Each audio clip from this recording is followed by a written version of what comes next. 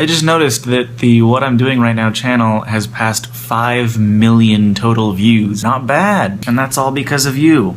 Thank you. I'm going through the comments from all of the videos that have been uploaded recently, and there's a conversation here going on about end screens and how they're not useful for people on phones or tablets because they can't click on anything. To me, that seems like a problem on YouTube's end. Like, if they're going to have a feature on their platform, such as annotations, that feature should work across all devices that use their platform. PCs, tablets, phones, televisions. If they haven't implemented annotations in any of those places, I don't know, because I don't use those things, but I hope that they do. A lot of content creators use annotations. My lip wound still looks pretty gross. It does feel better, and it seems more healed than it did yesterday. I wonder if I'll have a scar on my lip. You guys want to see something really gross? The skin on my lip is coming off. Yep.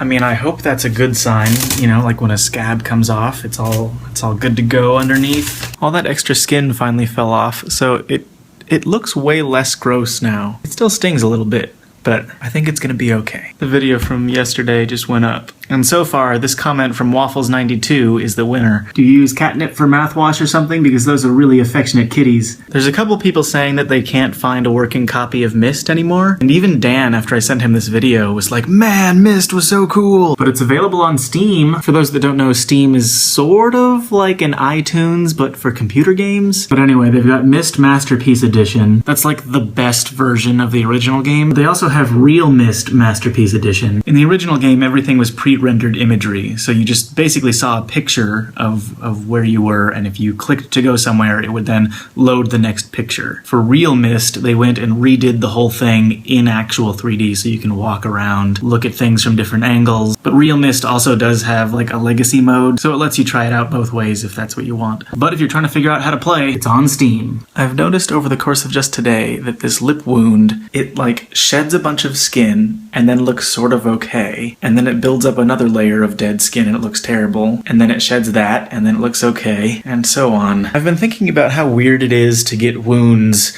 or give yourself wounds, in your mouth, because anywhere else on your body, it'll scab, but in your mouth, it can't scab. So I guess it just does that. I don't know if you can tell, but I'm pretty sure that this white mark over here is a bite mark from this tooth going through my lip right there.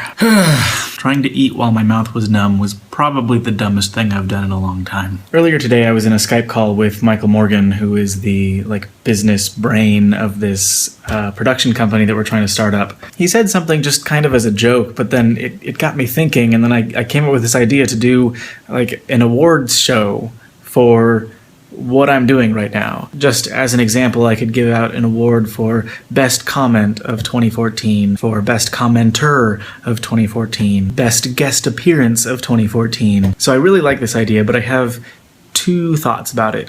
One, it needs to happen fast because 2014 just ended and I don't want to get too far into 2015 letting this opportunity go by. Two, I need help. So if you can think of something that you feel is deserving of an award from anything that happened on what I'm doing right now in 2014. I'm looking for award suggestions. I'm looking for award recipient suggestions. I mean, I guess you could even think of this as sort of like a nomination process. I'm looking for nominations. So if anything comes to mind, let me know. This is kind of interesting. Yesterday I was talking about my love for Myst and I mentioned the Mysterium convention. Look who just tweeted at me.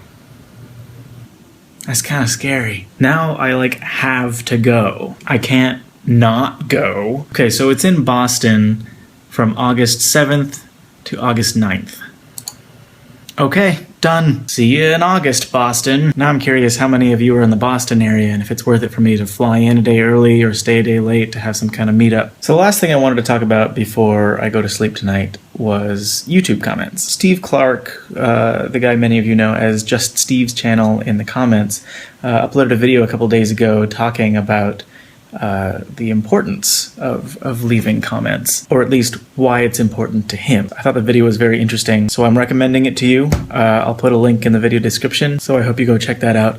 I was talking to Michael Morgan earlier, and we were talking about Steve's video in particular, and sort of in response to Steve's video, Michael pointed out that, you know, an actor on a stage, the way an audience responds to their performance is with applause, and for YouTubers, comments are applause. I had never really thought about it that way, but once he said that, I was like, yeah, that does make a lot of sense. When you see people responding to something that you said or did, it makes you feel important or relevant. You may have heard people say, maybe even I've said this in the past, that when it comes to making video content, you do it for yourself. It's important to make content that you care about and not to worry about what anyone else thinks. And that's true, but only to a certain extent. An actor performing on a stage to an empty auditorium isn't living their dream. Playing to an empty audience is not why they became an actor. And just the same, putting content up on YouTube to get 0 views, to get 0 comments, that's not why I do this. It's the community engagement that makes this whole thing so fun. Especially on the Crash Kitty video from a couple days ago, like, the comments exploded.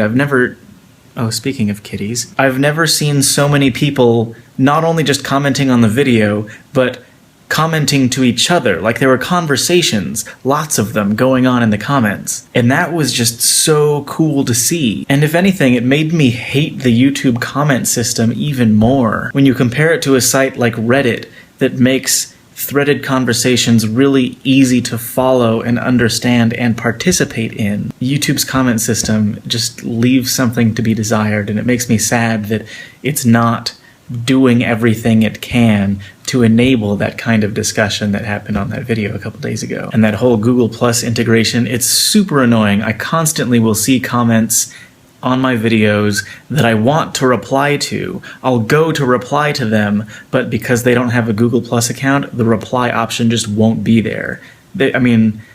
I've lost count of the number of times that I wanted to reply to someone. There are people out there that could have gotten a reply, but there just wasn't a reply button. Anyway, the point is, thanks for commenting.